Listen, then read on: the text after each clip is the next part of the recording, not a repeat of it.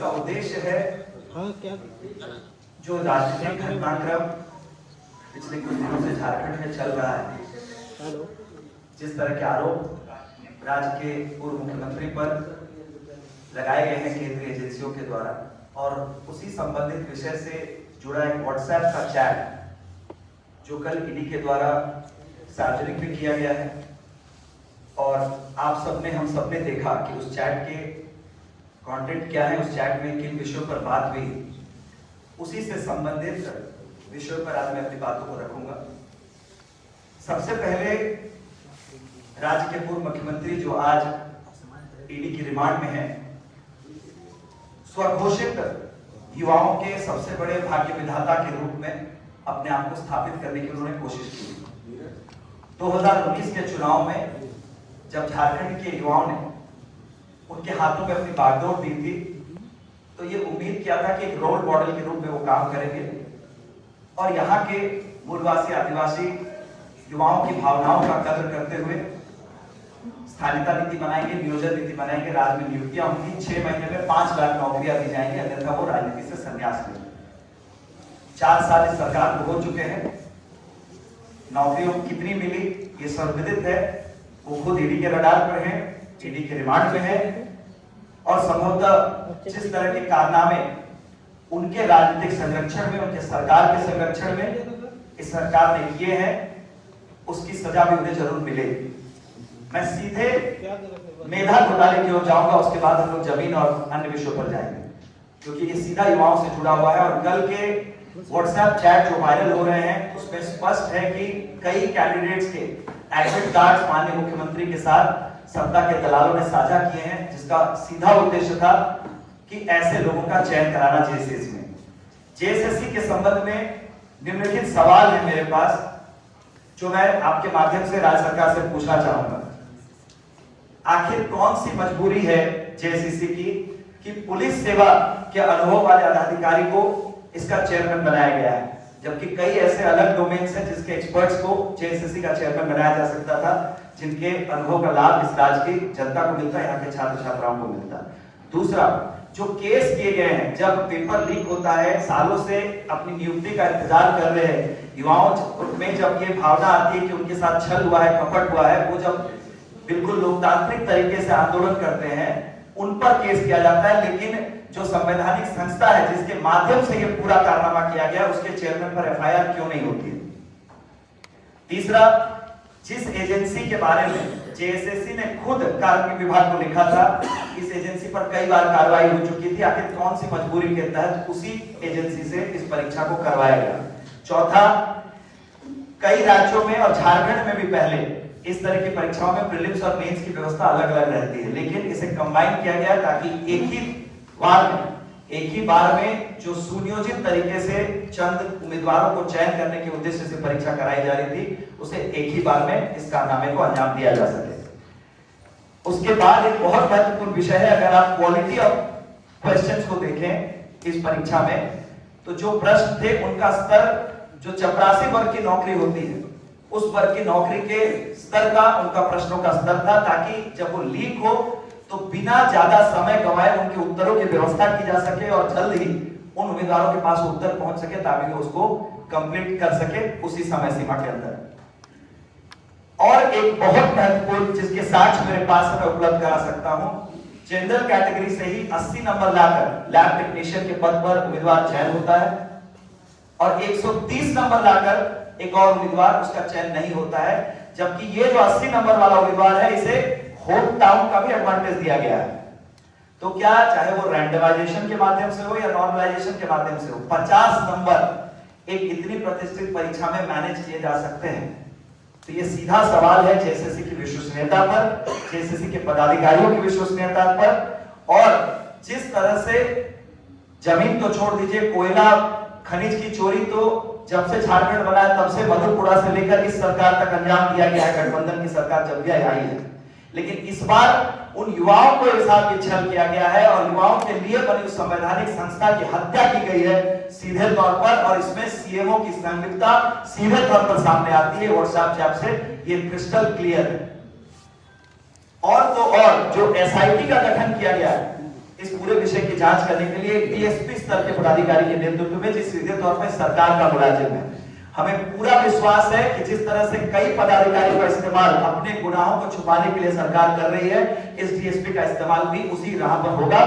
और जो 4 इंस्पेक्टर, 3 से 4 इंस्पेक्टर इस एसआईटी का हिस्सा है, उनका भी संभवतः तबादला हो गया है। तो जब तक ये नए इंस्पेक्टर नहीं आते, ये एसआईटी भी काम करना शुरू नहीं करेगी। सीधे तौर पर भारतीय जनता पार्टी ये मांग करती है, आदरणीय प्रदेश अध्यक्ष बाबूलाल मरांडी जी ने स्पष्ट इस मांग को पहले भी रखा है कि सीबीआई से कम कोई जांच मंजूर नहीं की जाएगी। जिस तरह से यहाँ के युवाओं के भविष्य के साथ घोटाला किया गया है इस मेधा घोटाले के माध्यम से। और तो और ईडी के चैट से यह भी स्पष्ट होता है कि जेपीएससी में भी इस घोटाले के कुछ संकेत जो जेपीएससी में भी मिल रहे हैं। 9वीं 10वीं 11वीं को मिलाकर जो जंबल किया गया है, इसके पीछे भी सुनियोजित ढंग से कुछ पहले से चयन किए हुए उम्मीदवारों को लाभ पहुंचाने की मंशा है। क्योंकि आप देखिए, जो नोटिफिकेशन की डेट है और जो परीक्षा की डेट है, सिर्फ 35 दिनों का अंतर है। आमतौर पर 4 महीने से ज्यादा का अंतर दिया जाता है। तो 35 दिनों में इसका मतलब पहले से ही लोग चयनित हैं जिनका चयन करना है। इसे दिखा करके संवैधानिक तरीके से किया गया है। तो इन तमाम विषयों पर जो स्पष्ट हमारी मांग है, चाहे वो जेपीएससी के ओनर शीट का भी विषय है। आपको याद होगा, जेपीएससी ने प्रेस रिलीज के माध्यम से कहा था कि कुछ ओएमआर शीट नहीं मिल रहे हैं। इसका मतलब है जेपीएससी में भी इसी तरह के संरक्षण में घोटाले को अंजाम दिया गया है। और मैं आज आपके माध्यम से मांग करूंगा कि जो जेपीएससी का चयन हुआ है, मेंस की कॉपी को सार्वजनिक किया जाए, ताकि उम्मीदवारों ने क्या परीक्षा दी थी, कैसे अंक आए थे, ये छात्रों को भी पता चले, राज्य के युवाओं को भी पता चले। और इस पूरे कारनामे के पीछे किन लोगों की साजिश है, उनका भी खुलासा।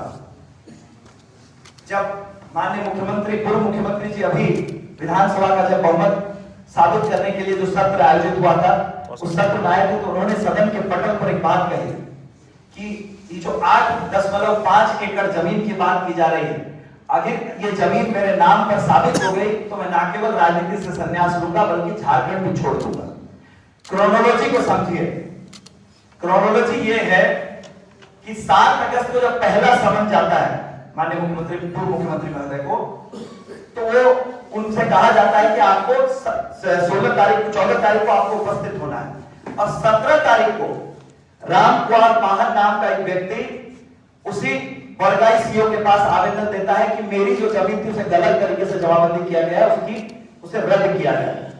ये शुरुआत होती है अगस्त के महीने में, जब मुझे समन आने शुरू होते हैं। लेकिन लगातार इतने समन्स को डॉज करने के पीछे एक ही उद्देश्य था कि जब तक ये पूरा जमाबंदी रद्द नहीं कर दिया जाता है, उनका नाम वहां से क्लियर नहीं हो जाता है, तब तक ये समन का सामना नहीं करना चाहते।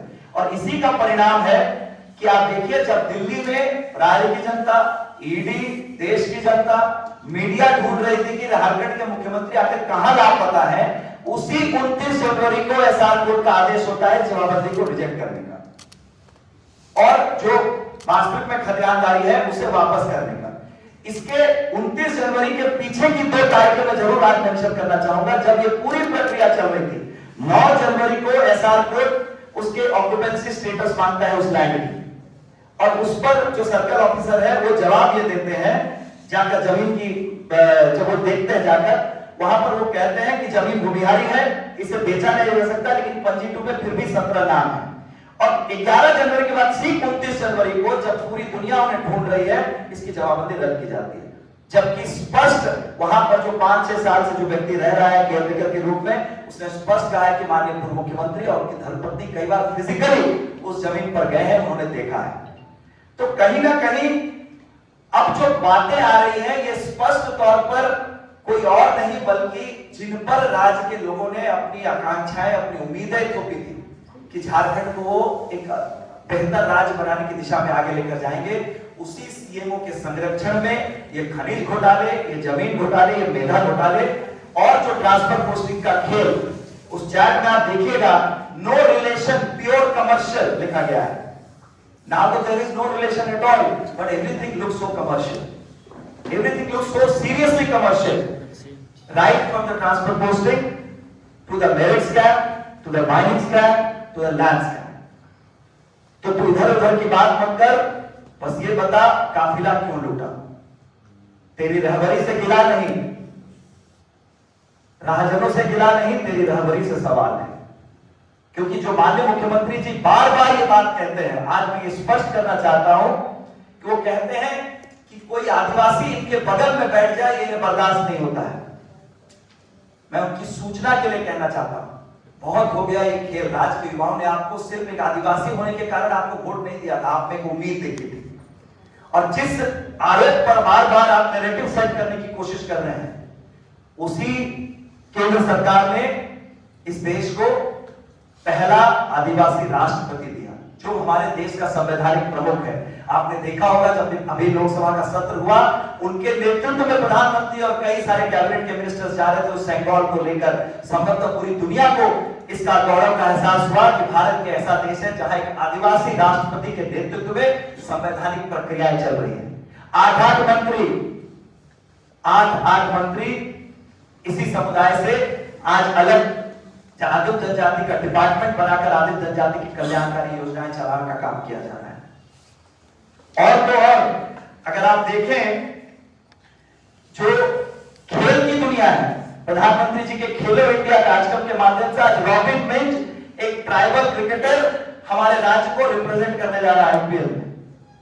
और कितने उदाहरण चाहिए। और जिस कांग्रेस के साथ आप सरकार चला रहे हैं यहां पर, उसी कांग्रेस ने देश को पहली आदिवासी राष्ट्रपति ना मिल जाए, इसी उद्देश्य के साथ आदरणीय द्रौपदी मुर्मू जी का विरोध किया था जब राष्ट्रपति का चुनाव हुआ था। दोगलेपन की हद हो चुकी है। यहां क्या पुलिस की कार्रवाई कौन करेगा, उसकी जांच तक करते किया जाएगा? कौन पुलिस का पदाधिकारी मुझे अपने अपराध के लिए मुझे सजा देने के लिए आएगा? क्या वो जज की जाति देखकर यह निर्णय लिया जाएगा कि वो जज कौन सा जजमेंट देगा? जज की प्रोफाइल सोशल मीडिया पर आईटी सेल के द्वारा, राज्य सरकार के समर्पित आईटी सेल के द्वारा शेयर की जा रही है कि ये जज के रहते हुए इनको न्याय कैसे मिल सकता है, इस ईडी के पदाधिकारी के रहते हुए इनको न्याय क्यों मिल सकता है। मैं आज पूछना चाहता हूं, आपके सलाहकारों की जाति पर कभी आपने सोचा है? जिन सलाहकारों ने आज आपको अर्थ से लेकर फर्श तक का सफर तय कराया, उनकी भी जाति पर आपको आत्मावलोकन करना चाहिए कि उस जाति के लोगों को आपने इतने करीब क्यों रखा। अगर उस जाति के सभी वर्ग के लोग जो हाईली ट्रेन्ड प्रोफेशनल्स हैं, उनके क्रेडेंशियल पर आपको सिर्फ इसलिए शक होता है क्योंकि वो एक जाति से, एक धर्म से है। इस तरह से समाज को तोड़ने की बातें करना, हमेशा समाज को विभाजित करने की बातें करके कौन सी भारत जोड़ो यात्रा निकाल रहे आपके सहयोगी दल के नेता, ये प्रश्न भी आप पर उठता है। इसलिए राज्य की जनता आज ये पूछना चाहती है कि आखिर कितने दिनों तक भ्रष्टाचार को जाति धर्म की परिभाषा में ढककर इस खेल को खेला जाता रहेगा। आदरणीय प्रधानमंत्री जी के नेतृत्व में जीरो टॉलरेंस फॉर करप्शन की पॉलिसी पर काम हो रही है। उन्होंने लोकसभा में अपने जो संबोधन था उसमें स्पष्ट किया है कि चाहे जितना इल्जाम मुझ पर लगा लो, जितने भी हमले करने कर लो, लेकिन कोई भ्रष्टाचारी जिसने इस देश की संसाधनों को लूटा है, उसे ये संसाधन इस देश को वापस करने होंगे, चाहे वो कोई भी व्यक्ति हो। उसी राह पर ना उसके राजनीतिक परिणाम की हमें चिंता है, ना उसके राजनीतिक नैरेटिव की हमें चिंता है। भ्रष्टाचार पर कोई समझौता नहीं होगा, चाहे वो कोई भी व्यक्ति हो, किसी भी दल का हो। इसी उद्देश्य के साथ इस देश में सरकार चल रही है और तीसरे टर्म में भी इसी उद्देश्य के साथ हम इसी तरह से भ्रष्टाचार के खिलाफ, चाहे वो कोई व्यक्ति हो, उसके खिलाफ कार्रवाई जारी रहेगी। बहुत बहुत धन्यवाद। कुणाल जी, आपकी अगर हर आरोपों को सही भी मान ले तो ऐसा नहीं लगता कि बीजेपी बहुत अकुताई हुई है, जल्दी में है? अभी पूरा मामला अदालत तक पहुंचा नहीं, तब तक आप लोग जजमेंट सुना दिए कि जैसे आप जज हो और मुस्लिम सिर्फ एक है, हेमंत सोरेन। मतलब हर चीज फास्ट है, इवन आप कोर्ट से भी फास्ट है, आरोप से भी फास्ट है, ईडी से भी फास्ट है, पुलिस से भी फास्ट है। तब तो फिर हटा दीजिए बाकी सब। पांडे जी, 9 समन 6 महीने से ज्यादा का समय, और आप कहते हैं हम लोग हड़बड़ी में। अगर ईडी हड़बड़ी में होती, जिस तरह की हड़बड़ी इन लोगों ने दिखाई अपने विधायकों को हैदराबाद भेजने के लिए, इतने सारे विधायकों की जान को जोखिम में डाला, जब कुहासे के कारण, बारिश के कारण, फॉग के कारण दिल्ली और कई ऐसे हवाई अड्डों से पूरी तरह से हवाई यात्रा बंद थी। आखिर कौन सी मजबूरी थी? जब सत्ता आपकी, प्रशासन आपका, सरकार भी आप ही की थी, निवर्तमान मुख्यमंत्री थे, तो कौन सा डर था, कौन सी हड़बड़ी थी कि बसों में पैक करके हवाई जहाज में उड़ाने की कोशिश की जा रही थी? वो तो जान बच गई कि हवाई जहाज को उड़ा नहीं दिया इन लोगों ने हड़बड़ी। तो हड़बड़ी किसकी है ये पूरा देश देख रहा है। अगर ईडी भी हड़बड़ाती, इतने समय तक इनका इंतजार नहीं करके, संवैधानिक प्रक्रिया को पूरा नहीं करके अगर हड़बड़ी में आती, तब कौन सा नैरेटिव सेट करने की कोशिश होती? क्या सिर्फ इसलिए किसी को अपराध करने की आजादी दे दी जाए कि वो धर्म किसी विशेष समुदाय का है या किसी अन्य पार्टी का है या किसी अन्य आइडियोलॉजी को सपोर्ट करता है? नहीं, वो जो करोड़ों रुपए के कैश मिले हैं कांग्रेस के, इनके सहयोगी दल के सांसद के घर से, आज उनको भी समन हुआ है। क्या वो राज्य की जनता के सामने नहीं रखा जाना चाहिए? क्या ऐसे लोगों पे जब बार बार उनके द्वारा लोगों को सेट किया जा रहा है कि कैसे एसटीएससी एक्ट का दुरुपयोग करके ईडी के अफसरों को फंसाया जाए, जेल से सरकार चलाने की कोशिश की जा रही है, जो पूर्व के पदाधिकारी इस राज्य के जेल में हैं, उन्हें अस्पताल में रहकर ऐश करने की आजादी दी जा रही है, क्या वो हड़बड़ी नहीं दिखती आपको? अच्छा कुणाल जी, ठीक है, बहुत अच्छा बोलते हैं आप, लेकिन एक चीज मुझे बताइए कि जब शिंदे जी गए थे गुवाहाटी, उस वक्त जो नजारा था उसके बारे में आपकी राय क्या है? दूसरी बात, पड़ोसी राज्य बिहार के भी जो है विधायक अभी जो है कांग्रेस के, वो हैदराबाद में है। आखिर भारतीय जनता पार्टी को लेकर ये परसेप्शन क्यों बना हुआ है कि भारतीय जनता पार्टी तुरंत खरीदने को तैयार बैठी हुई है? बाजार सजेगा और खरीद के लिए आएगा। डर खरीदने को नहीं है, डर कार्रवाई का है। भ्रष्टाचारियों पर जिस तरह से नकेल कसी जा रही है, ईडी तो पहले से थी, लेकिन उन एजेंसियों के दांत को छुपा कर रखा गया था। अब उन्हें आजादी दी गई है, जिस तरह से कार्रवाई हो रही है, इससे डर का माहौल है भ्रष्टाचारियों में। और ये नैरेटिव सेटिंग अब राज्य की जनता, देश की जनता समझ चुकी है। और आप देख ही रहे हैं, इस बार 400 पार का नारा ऐसे ही नहीं है।